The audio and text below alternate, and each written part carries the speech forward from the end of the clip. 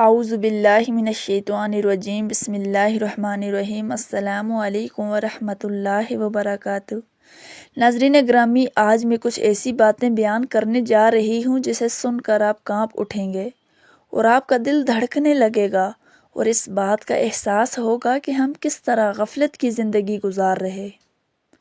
میری پیاری بہنوں، کیا آپ جانتی ہیں کہ کچھ عورتیں ایسی بھی ہیں جو روزہ رکھنے کے باوجود جنت سے محروم رہیں گی؟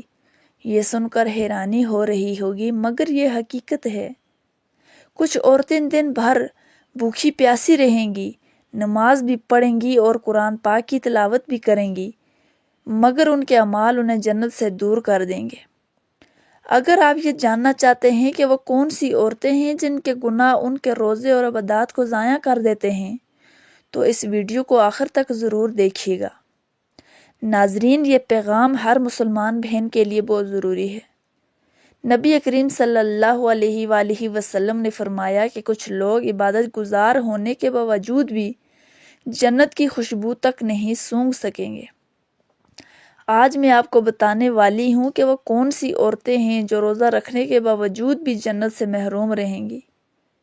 میری پیاری بہنوں، کیا آپ کو معلوم ہے کہ روزہ رکھنے کے باوجود بھی کچھ عورتیں جنت سے محروم رہیں گی؟ یہ سن کر حیرت ہو رہی ہوگی، مگر یہ حقیقت ہے۔ کچھ عورتیں سحری کریں گی، روزہ رکھیں گی، افطاری کریں گی، مگر پھر بھی وہ جنت میں نہیں جا سکیں گی۔ وہ دن بھر کی بھوک اور پیاس کو برداشت کریں گی، مگر ان کے اعمال ان کے لیے جنت کے دروازے بند کر دیں گے۔ یہ وہ عورتیں ہوں گی جو رمضان میں عبادت تو کریں گی، مگر وہ یہ 5 گناہ بڑے شوق سے کرتی ہوں گی۔ آج کی ویڈیو میں آپ کو بتانے والی ہوں کہ آخر وہ کون سے 5 گناہ ہیں جن کے کرنے سے کچھ عورتیں روزہ رکھنے کے باوجود بھی جنت سے محروم رہیں گی۔ حیرت کی بات ہے، روزہ بھی رکھیں گی، نماز بھی پڑھیں گی، لیکن جب قیامت کے دن حساب و کتاب ہوگا تو ان کے نامہ اعمال میں نیکیوں کے بجائے گناہ کا وزن زیادہ ہوگا۔ پیارے دوستو، میرے نبی کریم صلی اللہ علیہ وآلہ وسلم فرماتے ہیں کہ کچھ لوگ جنت کی خوشبو تک نہیں سونگھ پائیں گے۔ جنت میں جانا تو دور کی بات، سوچیں وہ کیسے بد نصیب ہوں گے جن کے لیے رمضان بھی بخشش کا ذریعہ نہ بن سکا، جو اپنے ہی اعمال کی قیدی بن کر رہ جائیں گے، جو دن بھر بھوکی پیاسی رہی مگر پھر بھی رحمت سے محروم ہو گئی۔ اس کی وجہ یہ ہے کہ وہ کچھ ایسے گناہ کرتی ہیں جو ان کی نیکیوں کو جلا کر راکھ کر دیتے ہیں۔ وہ گناہ یہ ہیں: نمبر 1، بد اخلاق عورتیں۔ یہ وہ عورتیں ہیں جو ایک دوسرے سے بدتمیزی سے پیش آتی ہیں، زبان سے کسی کو تکلیف دیتی ہیں اور نرم لہجے میں بات نہیں کرتی ہیں۔ یہی وجہ ہے کہ ان کا روزہ قبول نہیں ہوتا۔ نبی کریم صلی اللہ علیہ وآلہ وسلم نے فرمایا کہ بہترین مسلمان وہ ہے کہ جس کے اخلاق سب سے اچھے ہوں گے۔ حضرت عبداللہ بن عمر رضی اللہ تعالی عنہ روایت کرتے ہیں کہ نبی کریم صلی اللہ علیہ وسلم سے ایک عورت کا ذکر کیا گیا جو دن بھر روزہ رکھتی تھی اور رات بھر عبادت میں گزارتی تھی، لیکن وہ اپنی زبان سے پڑوسیوں کو تکلیف دیتی تھی۔ تو آپ صلی اللہ علیہ وآلہ وسلم نے فرمایا کہ وہ عورت جہنم میں جائے گی۔ یہ سن کر صحابہ کرام حیران ہو گئے، کیونکہ وہ عورت عبادت گزار تھی، مگر اس کے بعد اخلاقی رویے نے اس کی تمام نیکیاں برباد کر دی تھی۔ اس واقعے سے ہمیں یہ سبق ملتا ہے کہ اخلاق بھی ضروری ہے۔ اگر کوئی عورت بد اخلاق ہو، لوگوں سے بدتمیزی کرے، دوسروں کو تکلیف دے، تو اس کو روزے اور عبادات بیکار ہو سکتے ہیں۔ اللہ تعالی ہمیں اچھے اخلاق اپنانے کی توفیق عطا فرمائے۔ نمبر 2، شوہر کی ناشکری کرنے والی عورت۔ یہ وہ عورتیں ہیں جو شوہر کی ناشکری کرتی ہیں اور ان کے حقوق کو پورا نہیں کرتی۔ تو نبی کریم صلی اللہ علیہ وآلہ وسلم نے فرمایا کہ اللہ پاک اس عورت کی نماز اور روزہ قبول نہیں کرتا جو اپنے شوہر کی نافرمانی کرتی ہے جب تک کہ وہ راضی نہ ہو۔ نبی کریم صلی اللہ علیہ وآلہ وسلم نے فرمایا کہ مجھے جہنم دکھائی گئی تو میں نے اس میں دیکھا کہ اس میں زیادہ تعداد عورتوں کی تھی۔ صحابہ کرام نے حیرت سے پوچھا کہ یا رسول اللہ صلی اللہ علیہ وآلہ وسلم، کیوں؟ تو نبی کریم صلی اللہ علیہ وسلم نے فرمایا کہ اپنے شوہروں کی ناشکری کرتے ہیں اور احسان فراموش ہوتی ہیں۔ اگر تم میں ان میں سے کسی کے ساتھ پوری زندگی احسان کرتے رہو اور ایک بار کوئی بات اس کی مرضی کے خلاف کہہ دو تو فوراً کہتی ہے کہ تم نے میرے ساتھ کبھی بھلائی نہیں کی۔ یہ حدیث ہمیں سکھاتی ہے کہ شوہر کی عزت کو معمولی نہ سمجھیں، شکر ادا کریں اور چھوٹی چھوٹی باتوں پر ناشکری نہ کریں، کیونکہ ناشکری کی عادت آخرت میں نقصان کا باعث بن سکتی ہے۔ اللہ پاک ہمیں شکر گزار اور صابر بننے کی توفیق عطا فرمائے، آمین۔ نمبر 3، بے پردہ اور فیشن پرست عورت۔ یہ وہ عورتیں ہیں جو بے پردگی کرتی ہیں اور فیشن کی دوڑ میں حدود کو پار کر جاتی ہیں اور شرم و حیا کو نظر انداز کر دیتی ہیں۔ رسول اللہ صلی اللہ علیہ وسلم نے فرمایا کہ جو عورتیں ننگے ہونے کے باوجود بھی کپڑے نہیں پہنتی تو ایسی عورتیں جنت کی خوشبو بھی نہیں سونگھ سکیں گی۔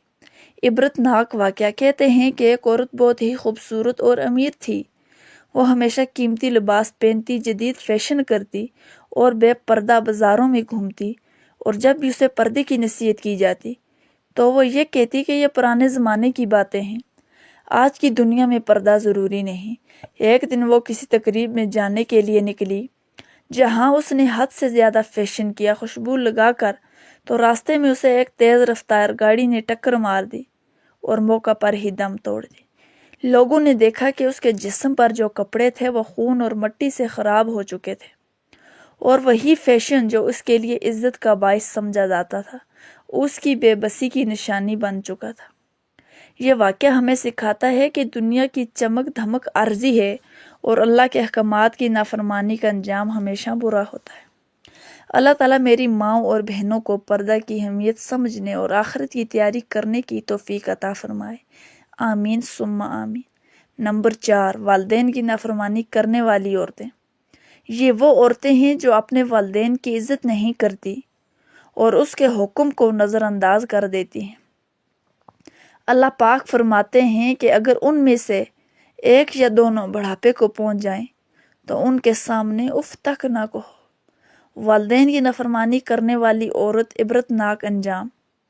ایک عورت اپنے شوہر اور بچوں کے ساتھ خوشحال زندگی گزار رہی تھی، مگر اس میں ایک بڑی خامی تھی، وہ اپنے والدین کی نافرمان تھی۔ جب بھی اس کی ماں یا باپ اسے کسی بات کی نصیحت کرتے وہ بدتمیزی سے جواب دیتی اور کہتی کہ اب میں شادی شدہ ہوں، میری اپنی زندگی ہے، مجھے آپ کی نصیحت کی ضرورت نہیں۔ ایک دن اس کی بوڑھی ماں اس کے گھر آئی اور اس نے دروازے پر ہی کہہ دیا کہ آپ میرے گھر بار بار کیوں آتی ہو؟ مجھے اپنے سسرال میں شرمندہ نہ کریں۔ ماں آنسو بہاتی ہوئی واپس چلی گئی۔ کچھ عرصے کے بعد اس عورت کے اپنے حالات بگڑنے لگے، اس کے شوہر کا کاروبار ٹھپ ہو گیا، بچے نافرمان ہو گئے اور گھر میں ہر وقت جھگڑے رہنے لگے۔ جب اس نے ایک عالم دین سے مشورہ لیا تو اس نے کہا کہ ماں باپ کی نافرمانی کرنے والا کبھی کامیاب نہیں ہوتا۔ جا کر اپنی ماں سے معافی مانگو۔ جب اپنی ماں کے پاس پہنچی تو معلوم ہوا کہ وہ اس دنیا سے رخصت ہو چکی ہے۔ اب وہ جتنا بھی روئی اور معافی مانگنا چاہی مگر بہت دیر ہو چکی تھی۔ تو پیارے دوستو، یہ واقعہ ہمیں یہ سبق سکھاتا ہے کہ والدین کی نافرمانی کا انجام ہمیشہ برا ہوتا ہے۔ تو ناظرین گرامی، اللہ تعالیٰ ہمیں اپنے ماں باپ کی عزت اور خدمت کرنے کی توفیق عطا فرمائے، آمین ثم آمین۔ نمبر 5، دوسروں کی برائی اور غیبت کرنے والی عورتیں۔ یہ وہ عورتیں ہیں جو دوسروں کی برائیاں کرتی ہیں، ان کے عیب تلاش کرتی ہیں اور غیبت کرتی ہیں۔ اللہ تعالیٰ فرماتا ہے کہ اور کسی کی غیبت نہ کرو۔ کیا تم میں سے کوئی اپنے مردہ بھائی کا گوشت کھانا پسند کرے گا؟ نہیں، تمہیں یہ گوارا نہیں۔ ایک عورت کو دوسروں کی برائیاں کرنے، ان کے عیب تلاش کرنے اور چغلی کھانے کی عادت تھی۔ جب بھی وہ کسی محفل میں بیٹھتی کسی نہ کسی کی برائی کرنا شروع کر دیتی تھی۔ کبھی کسی کے لباس کا مذاق اڑاتی، کبھی کسی کے گھر کی کمیوں پر ہنستی اور کبھی کسی کی خاندانی باتیں اچھال لیتی۔ لوگ اس سے تنگ آ چکے تھے مگر کوئی بھی اس کے سامنے کچھ نہ کہتا تھا۔ ایک دن وہ بازار گئی تو وہاں پر جاننے والی ایک پرانی عورت ملی۔ وہ سلام دعا کے بعد کہنے لگی کہ تمہیں معلوم ہے کہ فلاں عورت کے شوہر کی نوکری چلی گئی اور فلاں کا گھر ٹوٹنے والا ہے۔ یہ سن کر وہ عورت کہنے لگی کہ بہن، تم دوسروں کی برائیوں میں اتنا مصروف ہو، کبھی اپنے بارے میں بھی کچھ سوچا ہے؟ تو وہ عورت یہ سن کر غصے سے چل دی، مگر چند دن بعد ہی اللہ کی قدرت کا ایک اور منظر سامنے آ گیا۔ اس کا اپنا شوہر ایک بڑے نقصان میں پڑ گیا، گھر میں فاقے ہونے لگے، اور جس کی وہ برائیاں کرتی تھی وہی لوگ اس کا مذاق اڑانے لگے۔ جب اس نے ایک عالم دین سے پوچھا کہ یہ سب میرے ساتھ کیوں ہو رہا ہے، تو انہوں نے کہا کہ جو دوسروں کی عزت اچھالتا ہے، اللہ پاک اس کی عزت خاک میں ملا دیتا ہے۔ یہ سن کر وہ توبہ طائب ہوئی، مگر اس کی زندگی میں جو بگاڑ آ چکا تھا اسے سدھارنے میں بہت دیر لگ گئی۔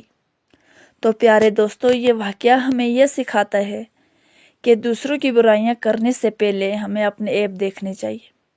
اللہ پاک ہمیں غیبت اور چغلی سے محفوظ رکھے، آمین ثم آمین۔